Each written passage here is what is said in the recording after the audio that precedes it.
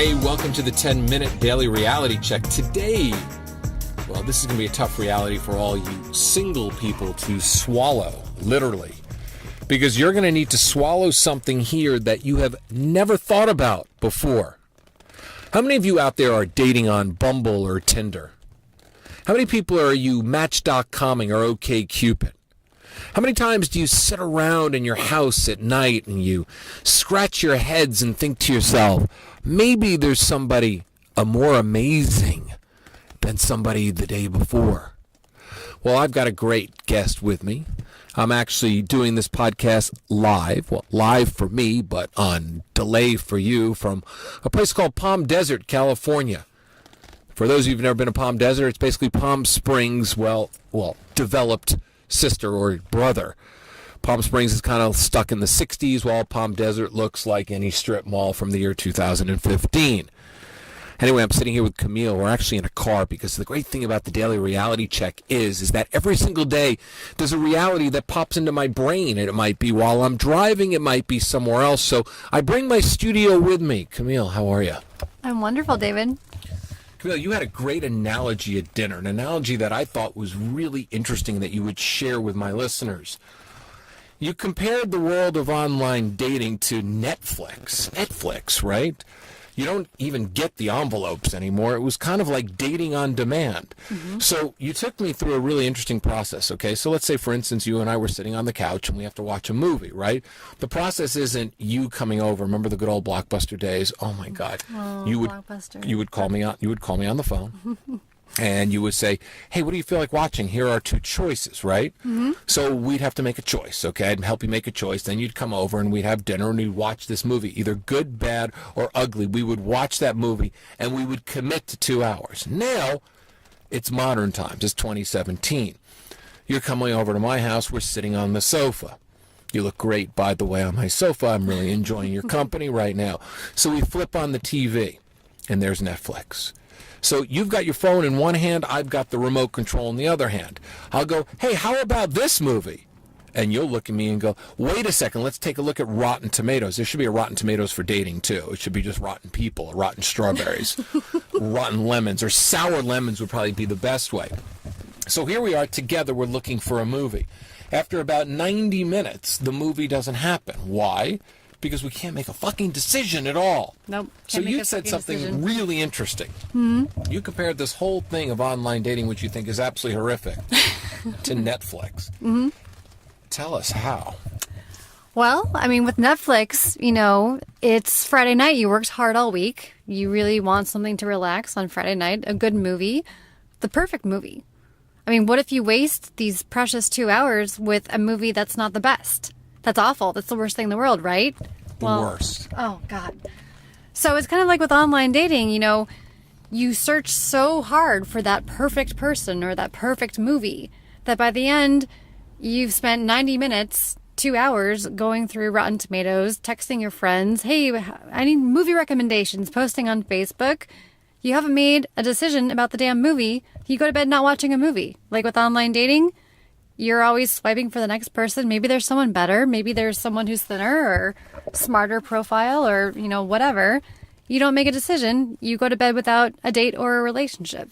And then you log on the next morning back onto the Netflix, or really the dating Netflix, the Bumble, the Tinder, the OkCupid, the Match.com. And you wake up the next morning and you go and you sit down in the bathroom or wherever it might be, because that is a confession of men. We swipe while we wipe, okay? There's no other way to put it, okay? I'm just telling you honestly, and I remember I did a video one time on YouTube, and I was on the toilet, and my video guy was laughing the whole time, and we covered everything up. There was no private parts in there. But I said, this is how we take our online dating. This is how serious we are. We sit on the toilet. Instead of reading the sports section now, we look at pictures of you. We look at women that we can go out with. And there's that dopamine rush that we were talking about. It's like, I see you, you're a beautiful, stunning brunette, and, well, you're my taste all the way, but there might be somebody else out there that might even suit me a little bit more. I mean, I don't know. She has to exist. There's a unicorn somewhere running around, right? So here I am in the morning, I'm taking a look at it, and I'm lining up my dopamine feed for the day. I can't make a decision. So by the time I get home, I'm looking through new movies again. Like, oh, I don't want the return of the blonde. I want the redhead from outer space tonight.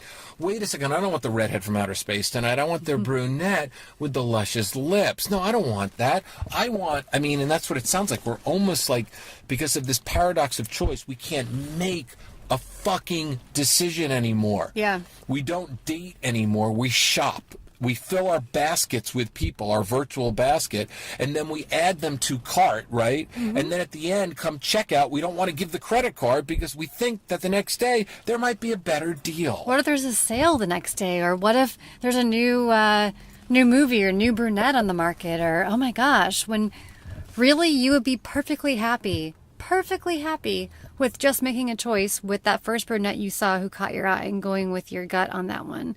But you didn't do that. Why aren't people doing that? Why is this paradox? What have we been sold? What's the bill of goods that we've been sold now as a dating community? How come all of a sudden boy meets girl is now boy and girl torture one another online with ridiculous profiles, fake pictures, wrong ages, okay, angle shots, and all this other shit that people are pulling? And then when someone shows up, we are never exactly what we thought the other person was going to be. And then we go and we get pissed off and then we get looped into the world again. Why are people doing this? What is driving us to do this? I mean, probably the exact way that you framed that has become the new norm. People are so used to meeting up with people who already have lied about their picture or their age or something. That is now society's norm, which is disgusting. You've already set up, before you've even met someone, you set something up on a lie. You know, it's like someone paying someone to review their movie and give it a whole bunch of great reviews, and you watch the movie and you're like, this is total shit. Like, who wrote these reviews? It's a falsification, and it's become the new norm that people complain about and expect, and it's sad. Whereas when you meet someone in real life at the grocery store or Starbucks or wherever, you know exactly what they look like. You get a read for their energy. You know if they can hold eye contact for more than 2 seconds.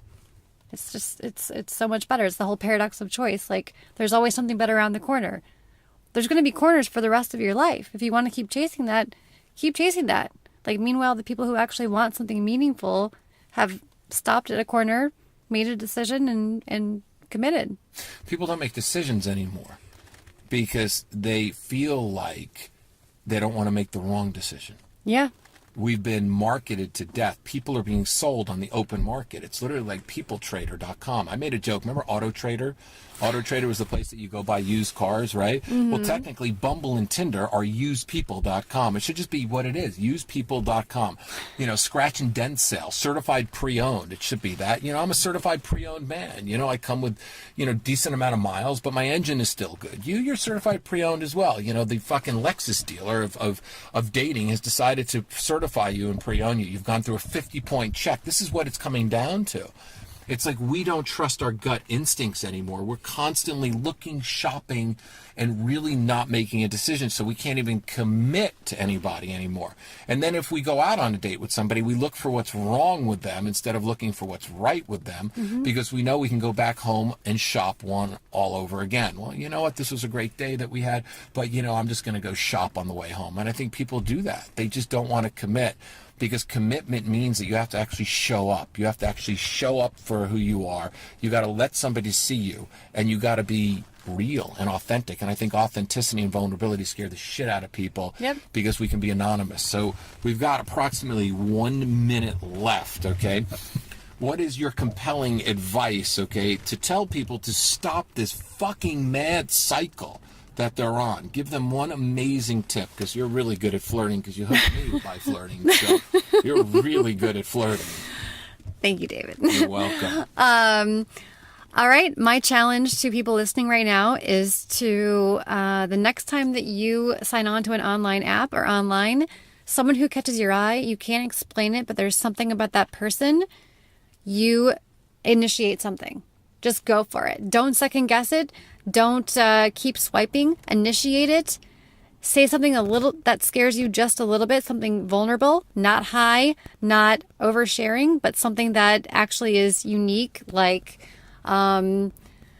I love kittens. They make me smile. Or I love cat videos. Or I don't know, something weird and unique. And I'm going to be on Bumble and I'm going to stay a crazy cat lady for the rest of my life. I'm going to swipe my way to 4 more cats. Yeah, exactly. And just be authentic and real and do it and don't think twice. Where can they reach you?